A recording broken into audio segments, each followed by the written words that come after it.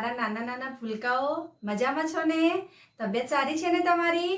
બાળકો, તમને ખબર છે ને, નવું વર્ષ આવી ગયું.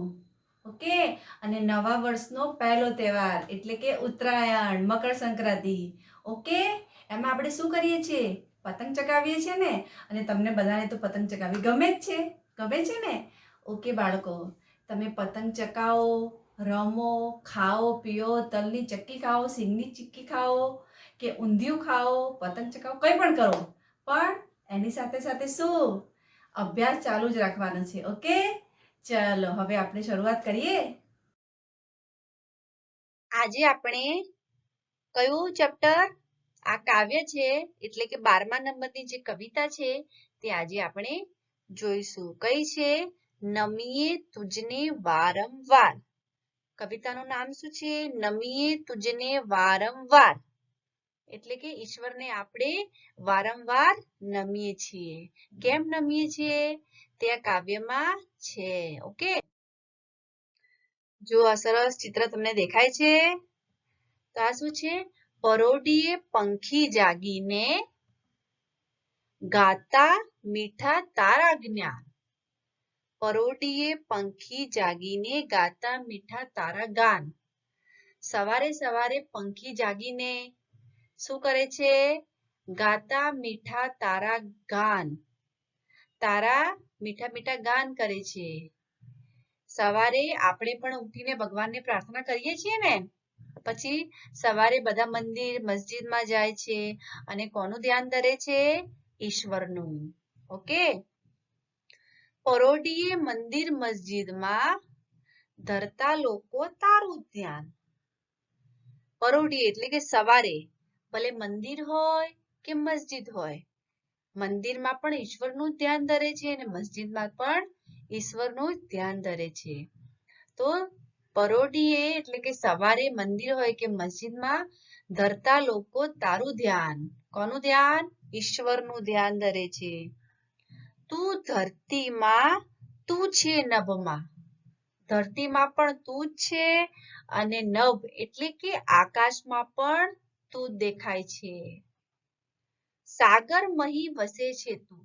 સાગરમાં પણ, સમુદ્રમાં પણ મને તું જ દેખાય છે, તું જ છે. ચાંદા સૂરજ માએ તું છે, ફૂલો મહી હસે છે તું. જો ચાંદો હોય કે સૂરજ હોય, મને તો ઈશ્વર ને ઈશ્વર જ દેખાય છે. ઈશ્વર ચાંદામાં છે, સૂરજમાં પણ છે અને ફૂલોમાં પણ ઈશ્વર જ દેખાય છે. પછી હરતા ફરતા કે નીંદરમાં, રાતે દિવસે સાંજ સવાર. હું હરું ફરું ક્યાં પણ જઉં, કે નીંદરમાં હોઉં કે જમું કે શું કંઈ પણ કરું, રાત્રે દિવસે સાંજ સવાર કયા પણ સમયે મને ખાલી ઈશ્વર ને ઈશ્વર જ દેખાય છે. તારો અમને સાથ સદાયે, તું છે સૌનો રક્ષણહાર. શું છે? તારો અમને સાથ છે. છે ઈશ્વર તો આપણી સાથે જ છે બાળકો. તો ઈશ્વરનો સાથ આપણી માટે સદાય છે. કોઈ જીવનમાં આપણો સાથ આપે કે ન આપે, પરંતુ ઈશ્વર તો આપણને સાથ આપવાનો જ છે. તું છે સૌનો રક્ષણહાર. તું સૌનો શું છે? રક્ષણહાર. કોઈ આપણી રક્ષા કરે કે ના કરે, કોઈ માણસ રક્ષા કરે કે ના કરે, પરંતુ ઈશ્વર તો સૌનો રક્ષણહાર છે જ. ઈશ્વર તો રક્ષણ કરશે જ. દેવ બનાવી દુનિયા છે તે, તારો છે સૌને આધાર. તે આ દેવ જેવી દુનિયા કેવી બનાવી છે? સરસ. અને તારો છે સૌને આધાર. બધા તારા ઉપર વિશ્વાસ કરી શકે છે.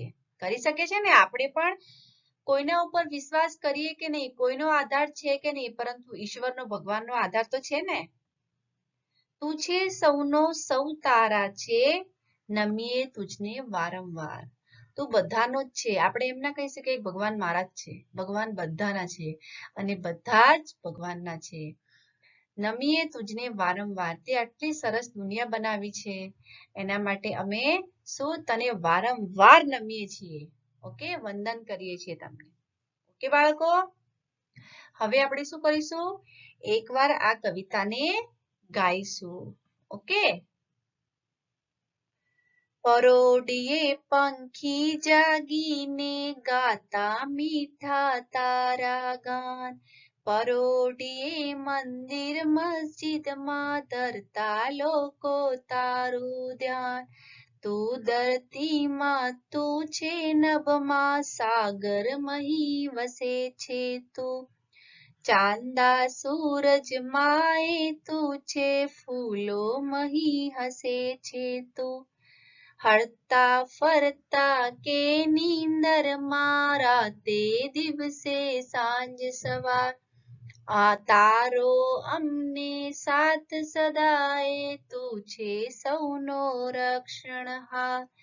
દેવ બનાવી દુનિયા છે તે તારો છે સૌને આધાર. તું છે સૌનો સૌ તારા છે નમીએ તુજને વારંવાર. હો નમીએ તુજને વારંવાર.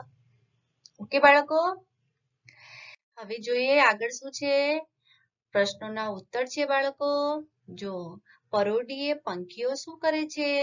તો પરોઢિયે પંખી જાગીને શું કરે છે? ભગવાનના ઈશ્વરના મીઠા ગાન કરે છે.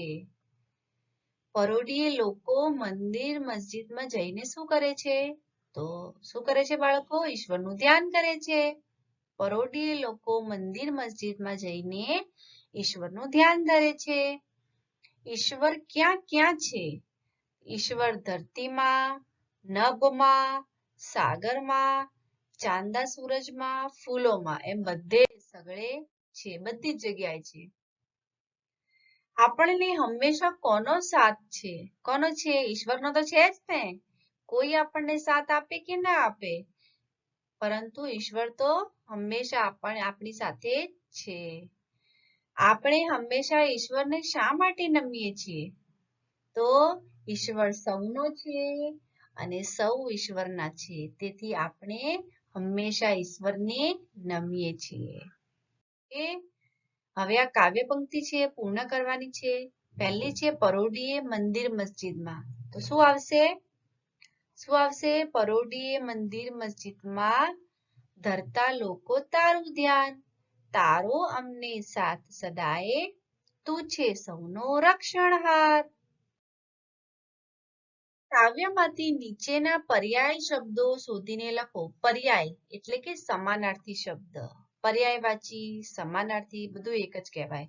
સવાર એટલે કે પરોઢિયું. સવારનો સમય એટલે કે પરોઢિયું. પછી છે ગીત. ગીત એટલે ગાન. બધા સવારે ગીત ગાય છે ને, ઈશ્વરનું ગાન કરે છે.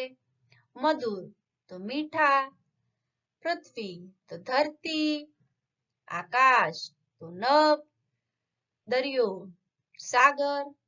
ચંદ્ર ચાંદો. રવિ, રવિને શું કહેવાય? સૂરજ. વિશ્વ, આખું વિશ્વ એટલે કે આખી દુનિયા. સહારો છે એટલે કે આધાર.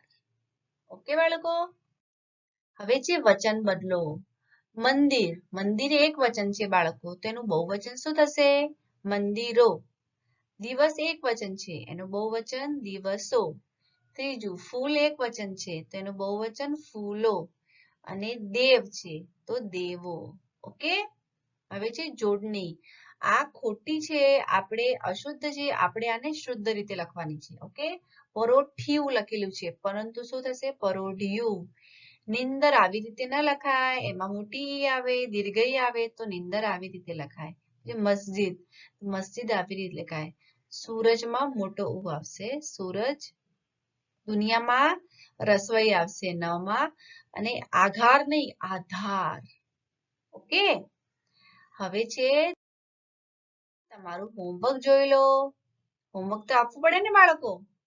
પેજ નંબર 57, 58 and 59 વાંચીને લખવાનું છે. ઓકે, એમ નથી કે મેં કહ્યું છે તો લખી જ નાખવાનું છે, એવું નથી. તમારે વાંચીને સમજીને અને પછી લખવાનું. ઓકે, ચલો હવે આપણે મળીશું નેક્સ્ટ વિડીયોમાં. ત્યાર સુધી અભ્યાસ કરતા રહેવું. Bye, thank you.